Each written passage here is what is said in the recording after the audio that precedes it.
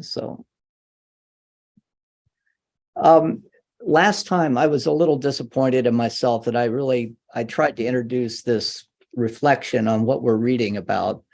We've been looking at the mystical tradition that Spong is claiming that the Gospel of John writer, the author of the Gospel of John, is saying that is being introduced to the world in Jesus, this universal consciousness.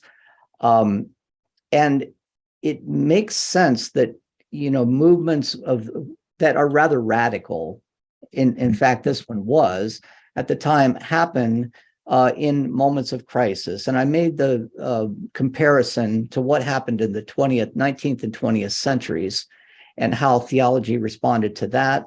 And what was happening in the first century, what we might call crisis theology. And we're looking at crisis theology. In the 20th century, there were all of these challenges coming to faith from the realm of psychology, from the realm of biology, from the realm of philosophy, the problems that that grew out of the Industrial Revolution with the objectification of human labor, and the responses to this were either to fall into a nihilism, nothing matters. And of course, we know people who are that way. One of my best friends is that way. Nothing, there is no meaning. If there's any meaning, we have to make it ourselves, because the old structures, the Bible being God's truth and the church being the place where you can experience the truth, all of those broke down. I would say that they had already started breaking down by the mid-19th century, but really after World War I, that really just knocked a wallop. The amount of inhumanity and destruction that technology that was developed for that war could mete out was a wake-up call, and got people to think, who are we as human beings? I mean, is there an essential nature that we have?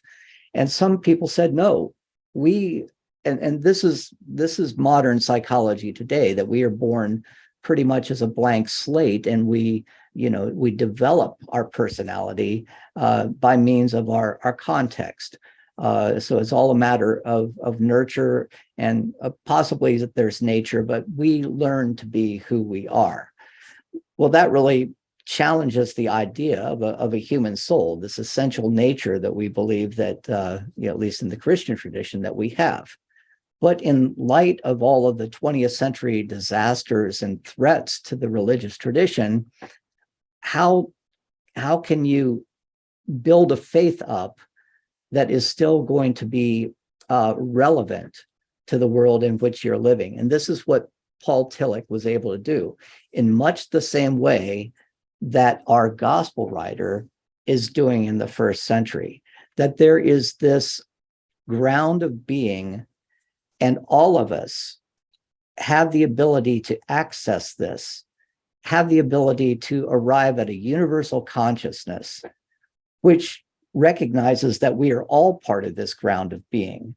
The thing that keeps us from it are all of the what we might call the neuroses of our ego. If we can lose track, if we can lose sight of our ego, put that aside and think in terms of this much more universalizing consciousness, then we can approach the 20th century in new and hopeful ways, now the 21st century. And this is what I think is also happening in the first century with Jesus. What we're seeing is a breakdown of Jewish culture. Now, remember, I should say, there are some people in the 20th century that just want to hold on to the old ideas. We just have to hold fast to these ideas, even though, the structures are crumbling around us. You might call them the conservative or traditionalists.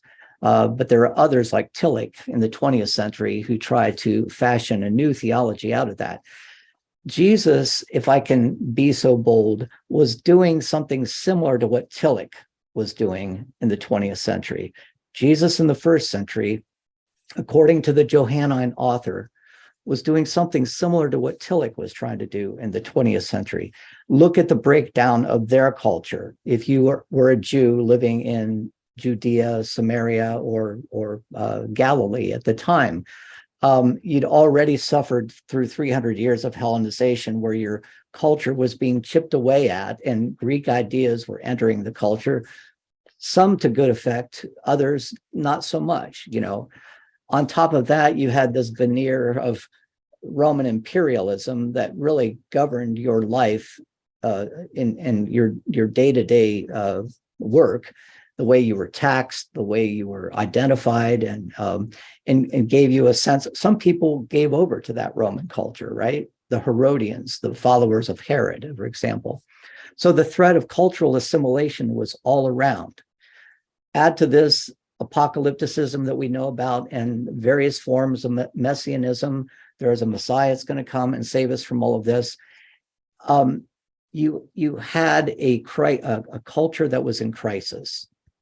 And the traditionalists, referred to in John's gospel as simply the Jews, but these would be more specifically, and this is a really, really important point, more specifically, these would be the Jews in the synagogue that were opposing the Jesus movement. And that brings us to our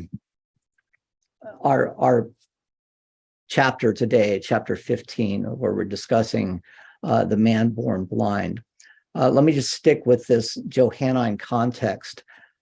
John, when he was writing, if it was actually a single person, this could be a collection of other authors, of many authors, but let's just say John, when he was writing, was probably writing around 88 or 100 of the Common Era. But as Spong has already pointed out, there are indications that there are strands of literature that come from an earlier time period, a time period when the followers of Jesus were, at least tolerated, if not accepted, in the synagogue. And then there's another strand of literature that shows that there's a lot of conflict between the followers of Jesus. But by 88 to 100 of the Common Era, the synagogue traditionalists, referred to in John's gospel as the Jews, unfortunately, referred to as simply the Jews in John's gospel, they wanted nothing to do with the Jesus movement. So they were ousted from the synagogue because they were preaching a new way to be in the world that was not going to be accepted by the Jews in the synagogue. Just the way that Tillich was preaching a new way to be in the world that some of the more conservative churches were not going to, take on for their own in the 20th century.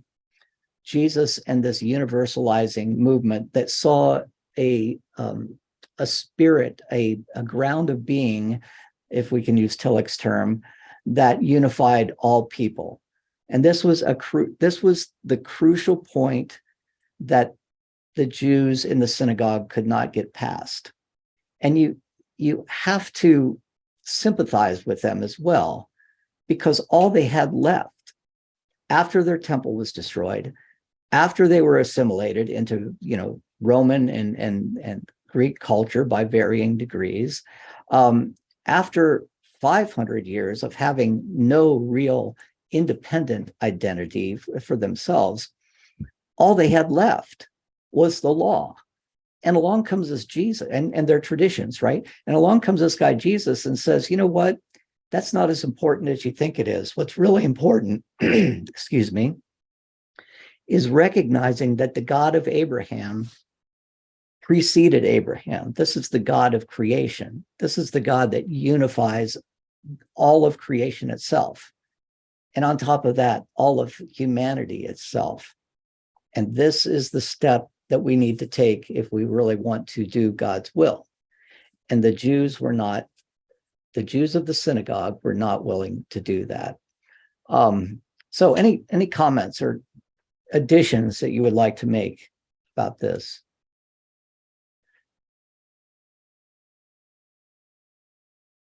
Feel free to interject at any time. I think we can think of parallels to this in our own culture, and in other cultures, this idea of Jewish nationalism that we see in Israel today, or even Christian nationalism, and the problems that we're having, trying to bring all people, Christian or not, into the fold, in which racism and, or in which race and gender and orientation are overlooked. And what we see is the ground of being that we all share. Not a whole lot has changed, unfortunately. Okay, feel free to break in. I want to remind you also that the gospel writer, the Gospel of John, is using a source that we have been referring to as the Book of Signs. And these signs are often confused with miracles. In the other Gospels, Jesus does miracles where the laws of nature are set aside and, look at this, what a miraculous event that has happened. But in the Gospel of John, the emphasis is not on the miracle. It is on what the sign of Jesus walking on water or Jesus feeding the 5,000 is a symbol of. What does it point to? All of these signs point forward to the eventual glorification of Christ on the cross. And eventually this book of signs is going to reach its culmination with the raising of Lazarus. And from there on out, we see a different emphasis. I can't remember if there are other signs. I seem to think that signs are referred to even after chapter 11 or 12. But we'll have to see what happens when we get there. But the book of signs are pointing to this new consciousness that is finally going to be revealed, not so much in the resurrection, but in the crucifixion, which is another interesting point that we'll have to look at. I do want to mention, and Spong mentions this, we're now in chapter 15, the story of the man born blind, that, and I agree with Spong on this, but unfortunately it has not turned out the way it probably should have.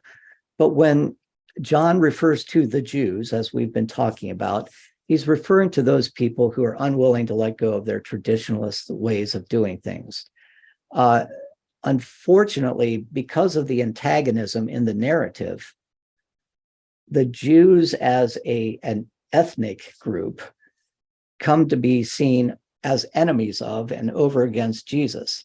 So the interpretation of this book through history has become all of the Jews hated Jesus, all of the Jews killed Jesus, and that has been the foundation of too much blood libel, way too, tragic blood libel throughout history, and still the foundation, we might say, of much of the anti-Semitism that we still see. But it is important to know that in the narrative, the Jews are symbolized by, they're meant to be a symbol of holding on to old traditions that are going to keep us from seeing the new consciousness that Jesus brings. If this were truly anti-Semitic, John would be bending over backwards, not to place Jesus firmly within the Jewish tradition. And this is how one would respond to those who say that the Gospel of John is anti-Semitic. Well, if that were the case, then why do we see references to, the salvation comes through the Jews? Why is Jesus still referred to as a Messiah? The Messiah, interestingly enough, and I like the way Spong points this out, and we could do a whole series of classes on this, but originally the idea of Messiah was a corporate concept. In other words, it was the nation of Israel that was going to be the Messiah.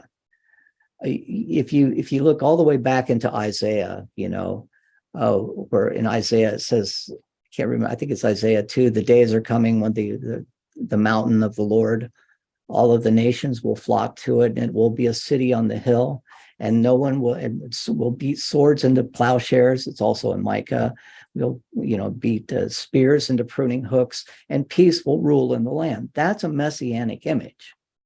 And it was going to be through a group of people, that the nation of the Jews, that this was going to come. Over time, this idea comes to be individualized in a single person, while at the same time holding on to this larger notion of a corporate messiahship. So there's so much in the Gospel of John that affirms Jesus' Jewishness. Jesus is not trying to completely set aside the law and the prophets. He is trying to take the step beyond those. That is the next necessary step in fully knowing the will of God. Any comments about that?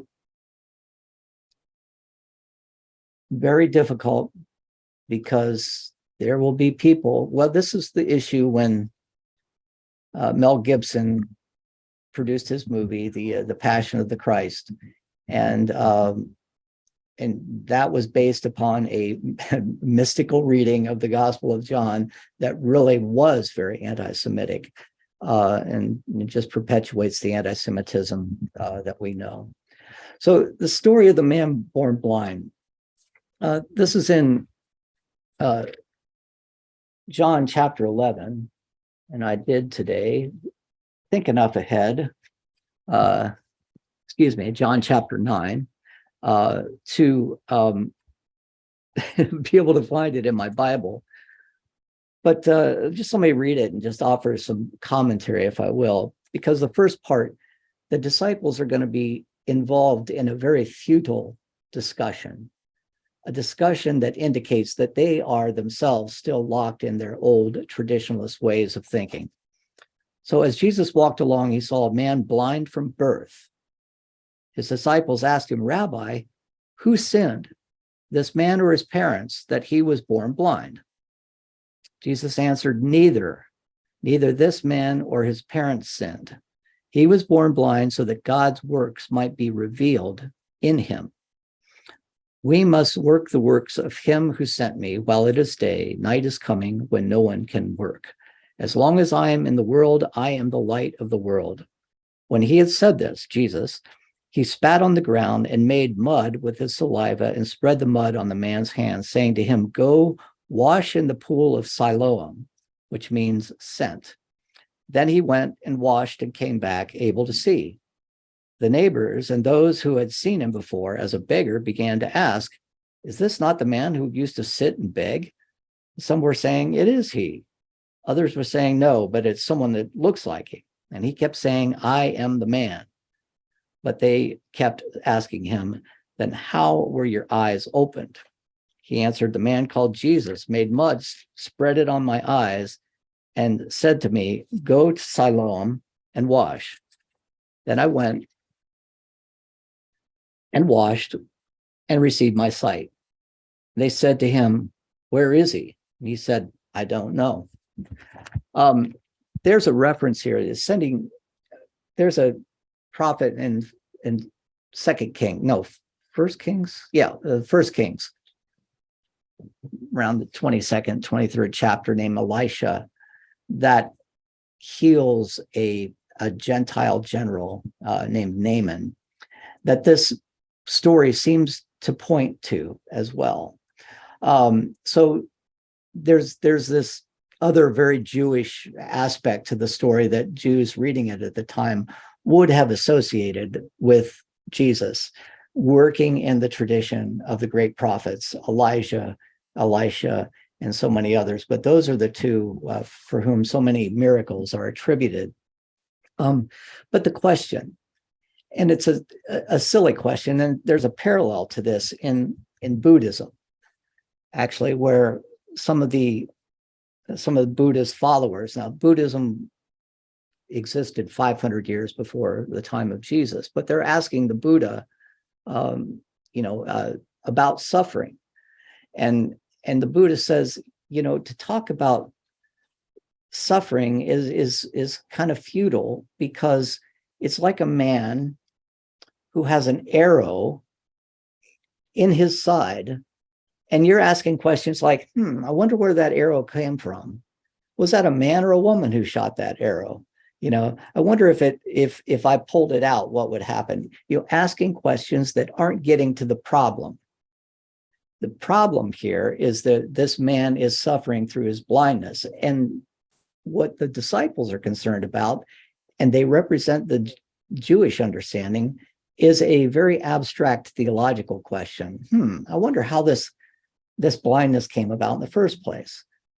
Was it his mother who sinned, his father who sinned, or was it the man himself? It couldn't have been the man himself, because he was blind when he was born. So he must be, in good Jewish fashion, feeling the retribution, the punishment of sins that earlier generations had performed. And Jesus says, this is an opportunity. This is an opportunity for us to see God in a new way. Don't get involved with these old questions, because the retributive God that Jews understood to be part of the Old Testament, right? I will visit upon the seventh generation my wrath, that kind of focus, was one of the goads to get people to follow the law, right? You have to fear God. And if you don't follow the law, then that fear of God is going to have retributive consequences. We're going to move past that, folks. That's what Jesus is saying. He takes mud, mixes it with his own spittle, and there's a parallel to this in Mark, I believe, and places it on the man's eyes. I think this is a reference to, or the goodness of creation, where if I may, where the ground of being ultimately exists, right? We are renewing the world, and in the coming of Christ, the world is renewed, and those who are part of the world can be renewed in the same way. And so the connection between the man and the earth is made here. It is through the earth the man is actually healed. The man is healed, and Jesus says, go now, he does not here say your sins are forgiven. What we later find out, though, is Jesus is healing on the Sabbath. And the commotion that goes around this man eventually finds its way back to the Pharisees and to who represent the old way of being in the synagogue. Mark's account, we can just read that really quickly here. It's very similar. And Spong talks about this, and he makes this comparison, and I think it's a helpful comparison. In Mark 8:22 through 26, they came to Bethsaida. Well, geographical reference there, that is always important. Peter comes from Bethsaida. Some people brought a blind man to him and begged him to touch him. He took the blind man by the hand and led him out to the village. And when he had put saliva on his eyes and laid his hands on him, he asked him, now note the difference, just saliva this time, right? Can you see anything? And the man looked up and said, I can see people, but they look like trees walking. Then Jesus laid his hands on his eyes again, and he looked intently in his sight, and his sight was restored, and he saw everything clearly. Then he sent him away to his home, saying, do not even go into the village. Spong makes the point that in Mark, keeping with the same kind of allegorical interpretation, this blind man, as you might expect from Spong, this did not historically happen. But he's a symbol of the gradual realization on the part of Peter, who comes from Bethsaida, where this healing takes place, on who Jesus is. It's directly after this story that Peter, let me just read on if I can, that Peter does something that has not happened just yet in the story. Jesus went on with his disciples to the villages of Caesarea Philippi. And on the way, he asked his disciples, who do people say that I am? They answered him, John the Baptist, and others say Elijah, and still others, one of the prophets. And he asked them, but who do you say that I am? And Peter answered him, you are the Messiah. And he sternly ordered them not to tell them anything about him. But Peter, up to this time, kind of played the role, excuse me, I'm going to shut my phone ringer off, played the role of somebody who didn't quite get who Jesus was, but gradually came to this understanding where he could make this profession of faith. You are the Messiah. What a nice analogy that we see in the story just prior to that. Now we're still talking about Mark, where Jesus puts spittle on the man's eyes and has the man open his eyes, and he doesn't see clearly yet, right? I see people walking around like trees. And then Jesus places his hands, and then the man is able to see. That's Peter. That is what Peter did throughout, the previous 8 chapters, not quite getting who Jesus was, but eventually he sees. The light comes into his eyes. Fast forward to the Gospel of John, where Jesus claims to be the way, the truth, and the light. And there's going to be a difference here. In Mark's account, the symbolism was about Peter. But in John's account, the symbol takes on a corporate characteristic. In Mark, the blind man was Peter. In John, the blind man is that group of people who have been ousted from the synagogue, but who now can see, and who are claiming, as the blind man eventually does, Jesus to be the Messiah. He worships Jesus. The blind man represents those Jewish followers of Jesus who, on account of the Jews and their unbelief, have ousted them from the synagogue. This is a symbolic reading of the scripture passage that you might imagine Spong is going to be all about. And I love this. I think this is great. Please let me hear some comments or thoughts that you might have in this. This does challenge the literal way of reading scripture, but it also opens new doors. Any thoughts?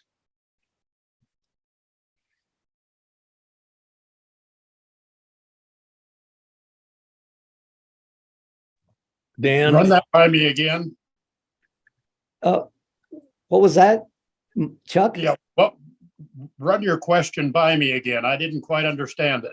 Oh, I was just wondering if you had any thoughts about this. So instead of looking at the blind man as an individual who existed in history, that this is a prime example of the kind of symbolism that's being used in this narrative.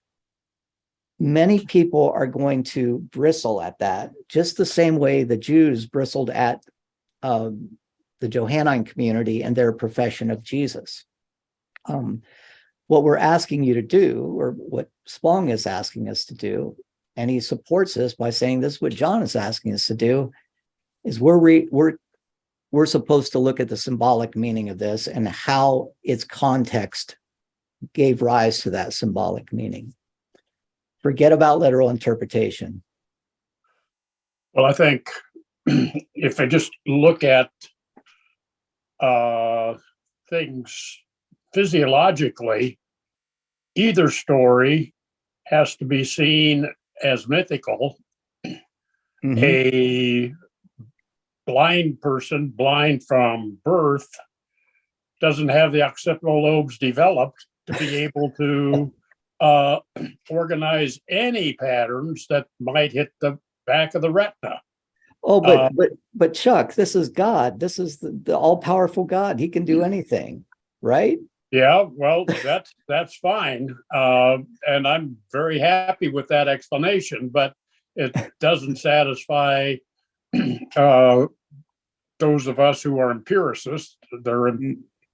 I think, yeah, and you can find a lot of those kinds of things as we look at some of the history. It's just doesn't whether it's biblical history or other history, things don't make sense the way we understand them now in the quote scientific methodology, end quote, which has all kinds of limitations too. But anyway, okay. Yeah. Now I heard your question. That's my response. Thank Now you. that scientific methodology is a result of the 19th and 20th century crisis that we were just talking about. And those are the two poles that we have to work between. Either this is a literal understanding or this is empirically impossible, and therefore the Bible cannot be true. And John, the author, is saying, no, no, no, no, no. There is this wonderful and very fulfilling middle ground that we're missing. Don't be like the Pharisees, right? Mac, you were going to say something. I was just going to explore question the concept of the corporate involvement. When I was first exposed to an Old Testament course, my professor, Scott McCormick, who was trained probably in the 1950s, I would guess, he discussed the concept of corporate personality as essentially a Jewish part of their mindset. Wonderful. And I've since discovered that if he was studying in the 50s, that was sort of a current thought process, and was developed by a scholar named Wheeler Robinson. I don't know if you've ever heard of him or not. No, I haven't. Thank you. He and it's kind of in disfavor now, but I think it was big back in the 50s. But it made a lot of sense in terms of interpretation, which basically says that if one Jew does something, or a group of Jews, every Jew has done it. Yeah. And it's not symbolic. It's like they actually did do it. And so that's one way that they interpreted things like the Exodus. I think, Exodus says like 160,000 people went through the desert. Well, again, to Chuck's point, that's empirically impossible. But if a band of escaped slaves did it and it became pivotal to the faith, then it is exactly the same as if every Jew, the 160,000 or whatever the number is, that was probably in existence at the time Exodus was written, they participated in it. And it also has a lot of relevance to New Testament concepts such as communion, those kinds of things, and also relates to Pauline theology. So, again, I think it demonstrates John's Jewishness. Not only did John admit that Jesus was a Jew, John was a Jew. Right. It would be kind of hard to be anti-Semitic. Yeah, right. And the people in the synagogue who were being kicked out of the synagogue probably still thought of themselves clearly as Jews. They, even by 100 of the Common Era, the Romans who kept track of these things couldn't distinguish between the followers of Jesus and Jews. So, the religion is firmly grounded in the Jewish tradition. Eventually, it's gonna move away a little bit, but at this point in history, it's still quite Jewish. But here, the man born blind does take on that corporate symbolism, and does the thing that is essential to the Johannine community, apart from their association with the synagogue. The man born blind worships Jesus. He professes Jesus. And let me just read if I could here. So I'm going to read I'm going to start. I'm not going to get into the conflict he has with the Pharisees. I'm going to start at verse 35. Jesus heard that they had driven him out. The man goes to the Pharisees and, they have a little conflict, like, wait, who is this guy? He can't be the Messiah, because the Messiah was we know that the Messiah is going to come from Bethlehem. There's no way he could be the Messiah. Yeah, but this is still an astonishing thing. The Pharisees don't know what to think about it, but eventually they decide that this man, Jesus, has to be dealt with. And we don't need somebody like this blind man in our synagogue, trying to stir up the waters. So they kick him out. The corporate, is kicked out. The individual who represents the corporate Johannine community is kicked out.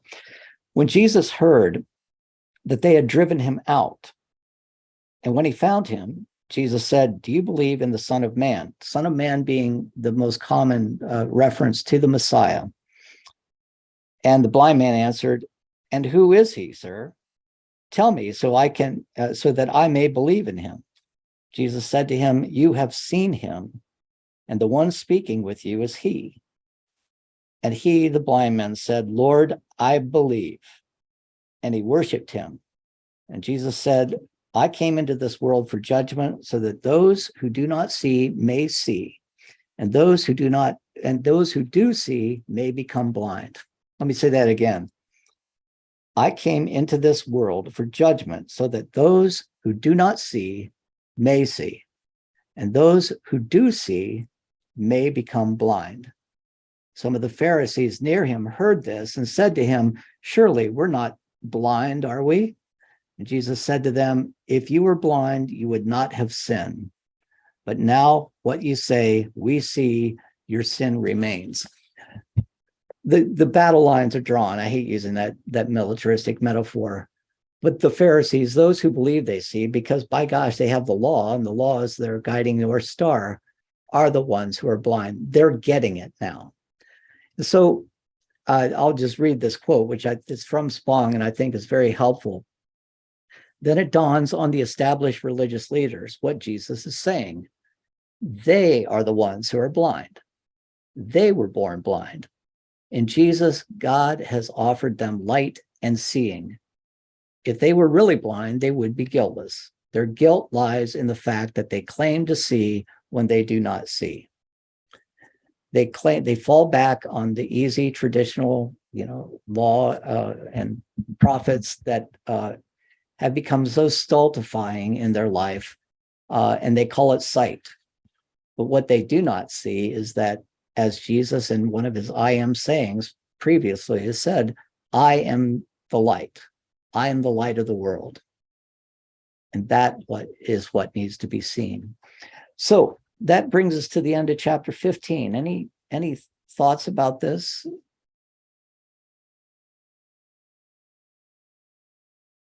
Then let's move on to 15. We might even have 2 chapters today.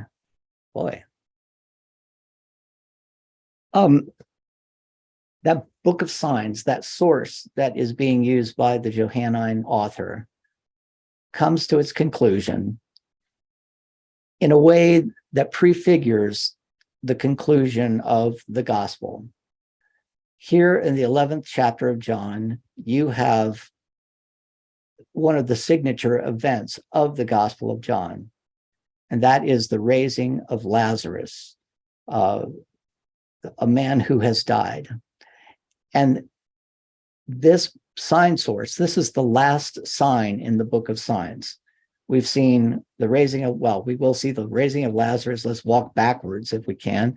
The giving of sight to the blind man. I'm probably going to miss some of these. The walking on the water, the breaking of the feeding of the 5,000, the sign of the healing of the cripple, the sign of the turning of the water into wine. All of these things are pointing forward, should not be seen as miracles. And this is the one that is going to be probably the symbol par excellence that is going to point us, is going to probably, sometimes when you read a story, there are little clues. I love reading stories that I really like, reading them twice, because I know what's going to happen in the end. And there are little breadcrumbs that give me premonitions or indications of how all of this is going to conclude. And the second time I read it, I'm thinking, oh, I get it now. Yeah. I get it. Sometimes I'm bright enough to be able to get it the first time, but typically not. Usually those are children's books, I will admit. But this is what John is doing. He's giving us a preamble, a preface to the way the story itself is going to end. It is going to end in death, but it's also going to end in hope as well. So let's just, in the time we have remaining, if you remember, I'm going to stop a little early. One of the things that's really essential that Spong wants to establish here is Lazarus could not have been a historical person. Think about the enormity of this miracle. Let's just call it a miracle for now. Think about the enormity of this. Jesus raising somebody from the dead. Now, John is writing in 100 of the Common Era. The other three Gospels have already been written for the most part. The letters of Paul have already been written before those three Gospels. Nowhere throughout the scriptures do we see a reference to this miraculous event, the raising of Jesus.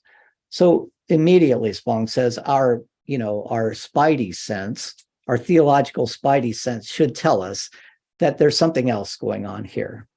And this is a story that develops over, let's say, a saturated period of time. Lazarus is never mentioned in earlier texts, and it's interesting. He is the brother of Mary and Martha, and they certainly are, if you look at the Gospel of Luke. And if Jesus loved Lazarus so much that he wept at his death, and that he was a close friend of Lazarus, how come he's never mentioned in Luke, for example?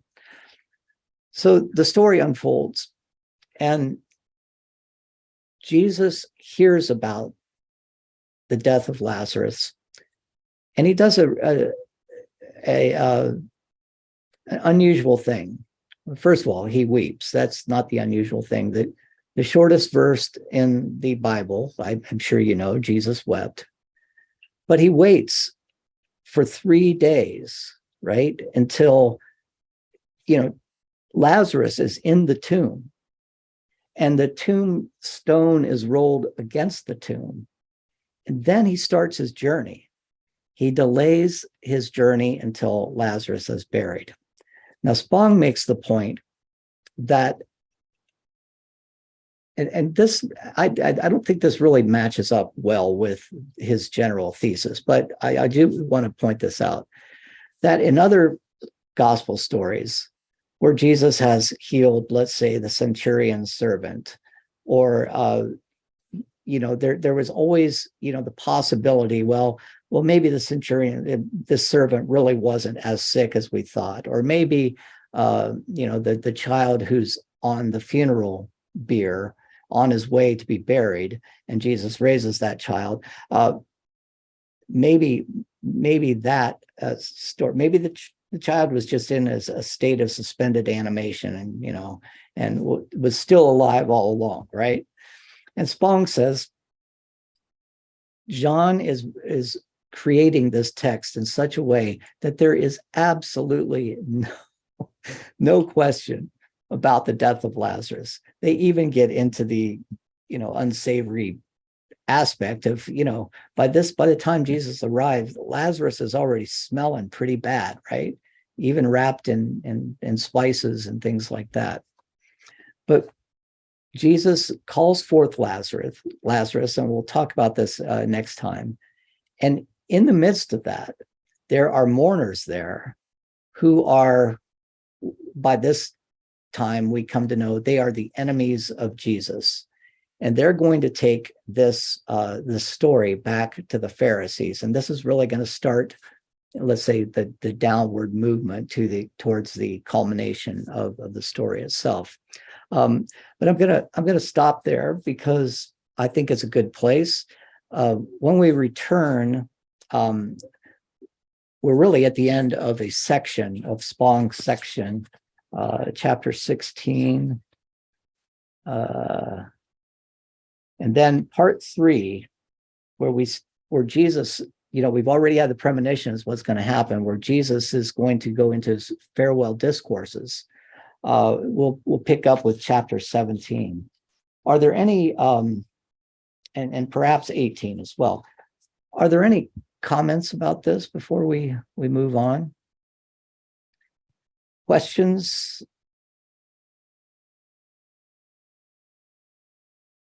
Well, thank you for allowing me this 10 minutes, but I've still got to work, Don't tell anybody that I'm working while I'm working, or I'm teaching while I'm working. How odd for an educator.